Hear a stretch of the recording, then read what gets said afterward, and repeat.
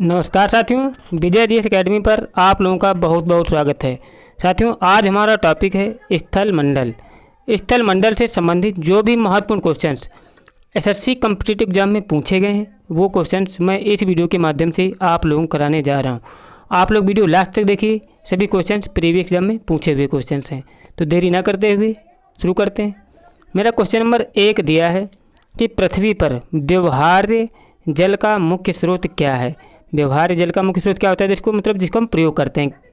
क्या स्रोत है? तो भूमिगत जो जल होता है पृथ्वी पर व्यवहार्य जल का मुख्य स्रोत है। इसके बाद अगला क्वेश्चन है कि निम्नलिखित में से कौन सा एक भूमिगत जल क्रिया का परिणाम नहीं है। कौन सा नहीं दोस्तों? जो दंतुर तट फ्योर्ड होता है, ये जो होता है भूमिगत जल क्रिया का परिणाम नहीं होता। बाद में कि हिमलुबी और प्रतिहिमलुबी, चोरद्वार छिद्र, ये सभी होते हैं, याद रखिएगा। इसके बाद अगला क्वेश्चन है कि हिमालय पर्वत किस प्रकार के पर्वत का उदाहरण है। किस प्रकार के पर्वत का उदाहरण है दोस्तों?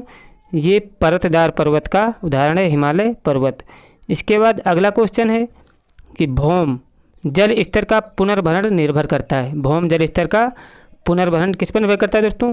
उच्च क्षेत्र के उच्चावाच पर निर्भर करता है भौम जल स्तर का पुनर्भरण। इसके बाद हमारा अगला क्वेश्चन है कि अधिकांश भूपरपट्टी किस शैल से बनी है। अधिकांश भूपरपट्टी किस शैल की बनी है दोस्तों? ये बनी है दोस्तों आग्नेय की, याद रखिएगा। इसके बाद हमारा अगला क्वेश्चन है कि हवा के तेज वेग से बने रेतीले टीलों को क्या कहा जाता है। क्या कहा जाता है दोस्तों? इसको मरु, टिब्बा या ड्यून भी कहा जाता है, हवा के तेज वेग से बने रेतीले टीलों को। अगला क्वेश्चन है कि निम्नलिखित में से कौन सा लिथोस्फीयर से संबंधित है। कौन सा लिथोस्फीयर से संबंधित है? जो पृथ्वी का क्रस्ट होता है ये लिथोस्फीयर से संबंधित होता है। इसके बाद अगला क्वेश्चन है कि कुछ सामान्य रूप से शैल, मलबा या ढाल से गिरने वाली पहाड़ी गिरने वाली मिट्टी के बहुत संचलन के रूप में परिभाषित किया जाता है। इसको क्या कहते हैं? इसको कहते हैं भूस्खलन। भूस्खलन को सामान्य रूप से शैल, मलबा या ढाल से गिरने वाली मिट्टी के बहुत संचलन के रूप में परिभाषित किया जाता है। इसके बाद अगला क्वेश्चन है कि हिमनद के द्वारा लाए गए पदार्थ छोटे बड़े शैल, रेत एवं तलछट मिट्टी निरपेक्ष होते हैं, जिन्हें हिमनद कहा जाता है। हिमनद या क्या कहा जाते हैं? हिमनद या हिमौड़ कहा जाता है। दो नाम है इसके, हिमनद या हिमौड़। इसके बाद अगला क्वेश्चन है कि पृथ्वी की सबसे आंतरिक परत क्रोड है, जिसकी त्रिज्या लगभग कितनी होती है दोस्तों? 6371 किलोमीटर है। पृथ्वी की सबसे आंतरिक परत क्रोड है, जिसकी त्रिज्या लगभग 6371 किलोमीटर है। इसके बाद अगला क्वेश्चन है कि अंतर्भेदी अग्नेय शैल का उदाहरण है। अंतर्भेदी अग्नेय शैल का उदाहरण कौन? तो ग्रेफाइट। जो ग्रेफाइट होती है अंतर्भेदी अग्नेय शैल का उदाहरण है। इसके बाद हमारा अगला क्वेश्चन है कि भूदृश्य पर जल, पवन एवं हिम जैसे विभिन्न घटकों के द्वारा होने वाले क्षय को कहते हैं। क्या कहते हैं दोस्तों? अपरदन कहते हैं। जो भूदृश्य पर क्या होता है? जल, पवन एवं हिम जैसे विभिन्न घटकों के द्वारा होने वाले क्षय को क्या कहते हैं? अपरदन कहते हैं। इसके बाद हमारा अगला क्वेश्चन है कि कायांतरित चट्टानों में क्या परिवर्तित कर देता है। कायांतरित चट्टानों में क्या परिवर्तित कर देता है दोस्तों? गठन और संरचना परिवर्तित कर देता है कायांतरित चट्टानों में। इसके बाद अगला क्वेश्चन है कि जो पेट्रोलॉजी किसका अध्ययन करता है। पेट्रोलॉजी किसका अध्ययन करता है दोस्तों? ये चट्टान का अध्ययन करता है पेट्रोलॉजी। इसके बाद अगला क्वेश्चन है कि स्थलमंडल शब्द किससे संबंध रखता है। स्थलमंडल शब्द किससे संबंध रखता है? ये संबंध रखता है पृथ्वी का पटल या भूपृष्ठ से संबंध रखता है। अगला क्वेश्चन है कि जापान का लैंड ऑफ राइजिंग सन क्यों कहा जाता है। जापान को लैंड ऑफ राइजिंग सन क्यों कहा जाता है? क्योंकि दोस्तों जापान विश्व में एक ऐसा देश है जो पूर्व में सबसे अंतिम छोर पर है, अतः वहाँ सूर्योदय सबसे पहले होता है, इसलिए जापान को land of the rising sun कहा जाता है। इसके बाद हमारा अगला क्वेश्चन है कि निम्नलिखित में से कौन सा आग्नेय शैल नहीं है। कौन सा आग्नेय शैल नहीं दोस्तों? जो डोलोमाइट होता है ये आग्नेय शैल नहीं होता है। बाद बाकी जो ग्रेनाइट, बेसाल्ट और गैब्रो ये सभी क्या हैं? आग्नेय शैल हैं। इसके बाद हमारा अगला क्वेश्चन है कि मरुभूमि के विस्तार को रोकने के लिए वृक्षारोपण पट्टियों अथवा खंडों में सबसे छोटे वृक्ष, मरुस्थलों की ओर सबसे ऊंचे वृक्ष दूसरी ओर रोपण किए जाते हैं। इस रोपण का नाम क्या है? क्या नाम होता है इसका नाम होता है वात रोध होता है इसका नाम। इसके बाद हमारा अगला क्वेश्चन है कि निम्नलिखित में से अपर्दन के प्रकारों में से किसके कारण चंबल के दरार खंड बने? किसके कारण बने हैं दोस्तों? ये अवनलिका या गुली के कारण बने हैं, चंबल के खादर या खंड। इसके बाद हमारा अगला क्वेश्चन है कि छत्रक शैल विशिष्ट प्रकार की भू आकृतियाँ हैं जो क्या होती हैं, कहाँ दिखाई देती हैं? जो मस्तलों में दिखाई देती हैं, छत्रक शैल।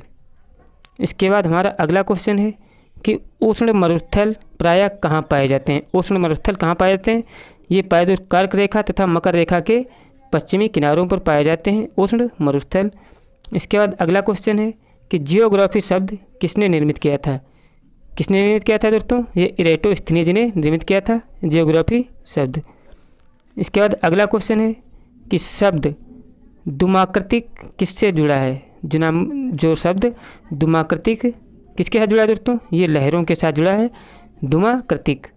इसके बाद अगला क्वेश्चन है कि पर्वतों के अध्ययन को क्या कहा जाता है? पर्वतों के अध्ययन को क्या कहा जाता है? इनको कहा जाता है ओरोलॉजी कहा जाता है पर्वतों के अध्ययन को। इसके बाद हमारा अगला क्वेश्चन है कि ग्रेनाइट प्रदर्शन खड़े कार्टजाइन क्षेत्र हैं क्योंकि दोस्तों क्या होता है, यह चट्टान आसानी से नष्ट नहीं होता, इसलिए ग्रेनाइट प्रदर्शन खड़े कार्टजाइन क्षेत्र हैं। इसके बाद हमारा अगला क्वेश्चन है कि निम्नलिखित में से कौन सी कायांतरित चट्टानें हैं? कौन सी कायांतरित चट्टानें दोस्तों? जो नीस और शिस्ट हैं ये कायांतरित चट्टानें हैं। इसके बाद हमारा अगला क्वेश्चन है कि शैल का रूपांतरण निम्नलिखित पत्थरों में से किस में होता है? किस में होता है दोस्तों? स्लेट में होता है। शैल का रूपांतरण किस में होता है? स्लेट में होता है, याद रखिएगा। अगला क्वेश्चन है कि पृथ्वी की सबसे अंदर की सतह किस नाम से जानी जाती है? पृथ्वी की सबसे अंदर की सतह जानी जाती है दोस्तों, गुरुमंडल के नाम से जानी जाती है। अगला क्वेश्चन है कि पृथ्वी के क्रस्ट में सबसे अधिक कौन सी धातु होती है? कौन सी होती है? एल्यूमिनियम होती है पृथ्वी के क्रस्ट में सबसे अधिक धातु। इसके बाद अगला क्वेश्चन है कि पथरीले रेगिस्तानों में एक दिशा में लगातार चलने वाली हवाएं क्या बनाती हैं? क्या बनाती हैं दोस्तों? यारडंग बनाती हैं पथरीले रेगिस्तानों में एक दिशा में लगातार चलने वाली हवाएं। इसके बाद अगला क्वेश्चन है कि नीलंबी घाटी निम्नलिखित में से किसकी क्रिया द्वारा बनती हैं? किसकी क्रिया द्वारा बनती हैं? ये हिमनद की क्रिया द्वारा बनती है नीलंबी घाटी। अगला क्वेश्चन है कि प्रवाल द्वीप इनमें से क्या होते हैं? प्रवाल द्वीप इनमें से क्या होते हैं? ये होते हैं दोस्तों अंतःस्थलीय समुद्र होते हैं प्रवाल द्वीप। इसके बाद हमारा अगला क्वेश्चन है कि विसर्पण नदी के घुमाव में बनी झील को क्या कहते हैं? विसर्पण नदी के घुमाव में बनी झील को क्या कहते हैं? इसको कहते हैं आक्सबो झील कहते हैं, विसर्पण नदी के घुमाव में बनी झील को। इसके बाद हमारा अगला क्वेश्चन है कि मोरेन कहाँ बनते हैं? मोरेन कहाँ बनते हैं दोस्तों? ये बनते हैं हिमानी क्षेत्र में मोरेन, याद रखिएगा।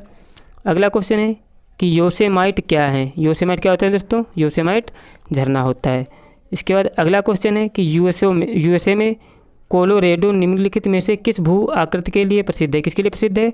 ये भव्य, ग्रैंड या गहर के लिए प्रसिद्ध है कोलोरेडो, याद रखिएगा। अगला क्वेश्चन है कि विश्व का सबसे बड़ा मरुस्थल कौन सा है? कौन सा है दोस्तों? जो सहारा मरुस्थल है विश्व का सबसे बड़ा मरुस्थल है। अगला क्वेश्चन है कि भारतीय उपमहाद्वीप में गोबी मरुस्थल का सबसे बड़ा ठंडा मरुस्थल है जो निम्नलिखित में से किसका भाग? किसका भाग दोस्तों? ये मंगोलिया का भाग है। कौन सा? गोबी मरुस्थल। इसके बाद अगला क्वेश्चन है कि महाद्वीपीय प्रवाह सिद्धांत किसने प्रतिपादित किया, मतलब प्रस्तावित किया था? किसने? जो अल्फ्रेड वेगनर हैं, इन्होंने महाद्वीपीय प्रवाह सिद्धांत प्रस्तावित किया था। इसके बाद अगला क्वेश्चन है कि वायु में किस अक्रिय गैस का अनुपात सबसे अधिक होता है? किसका होता है? जो आर्गन गैस होती है वायु में इसकी अनुपात अधिक होता है। अगला क्वेश्चन है कि निम्नलिखित में से कौन सी गैस यदि वातावरण में हो तो अपनी गंध के कारण पहचानी जाती है? कौन सी? सल्फर डाइऑक्साइड जो होती है वातावरण में अगर उपस्थित है तो अपनी गंध के कारण पहचानी जाती है। इसके बाद अगला क्वेश्चन है कि निम्नलिखित में से कौन सी गैस ग्रीन हाउस गैस नहीं है? कार्बन डाइऑक्साइड, जलवाष्प और क्या कार्बन मोनोऑक्साइड, ये सभी हैं। लेकिन क्या है दोस्तों, जो नाइट्रस ऑक्साइड होती है ये नहीं होती, याद रखिएगा। मतलब जो नाइट्रस ऑक्साइड होती है लेकिन कार्बन मोनोऑक्साइड जो होती है ग्रीन हाउस गैस नहीं होती है। इसके बाद हमारा अगला क्वेश्चन है कि पृथ्वी का औसत तापमान कितना है? पृथ्वी का औसत तापमान कितना होता है दोस्तों? 16 डिग्री सेंटीग्रेड होता है पृथ्वी का औसत तापमान, याद रखिएगा। इसके बाद हमारा अगला क्वेश्चन है कि हिमोड जिसको क्या बोलते हैं?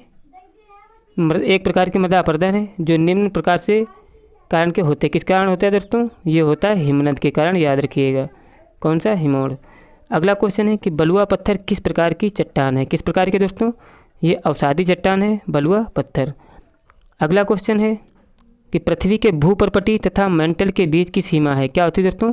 मोहो अशांतत्य होता है पृथ्वी के भूपर्पटी तथा मेंटल के बीच की सीमा। इसके बाद हमारा अगला क्वेश्चन और लास्ट क्वेश्चन है कि पृथ्वी की सतह पर शैलों के टूटने से क्या होता है? दोस्तों अपक्षय की क्रिया होती है। पृथ्वी की सतह पर शैलों के टूटने से कौन सी क्रिया होती है? अपक्षय क्रिया होती है। दोस्तों अगर मेरे द्वारा कराए गए क्वेश्चन आपको अच्छे लगे तो प्लीज़ मेरा सपोर्ट करने के लिए मेरा चैनल सब्सक्राइब कर लें। मिलते हैं नेक्स्ट पार्ट में। जय हिंद, जय भारत।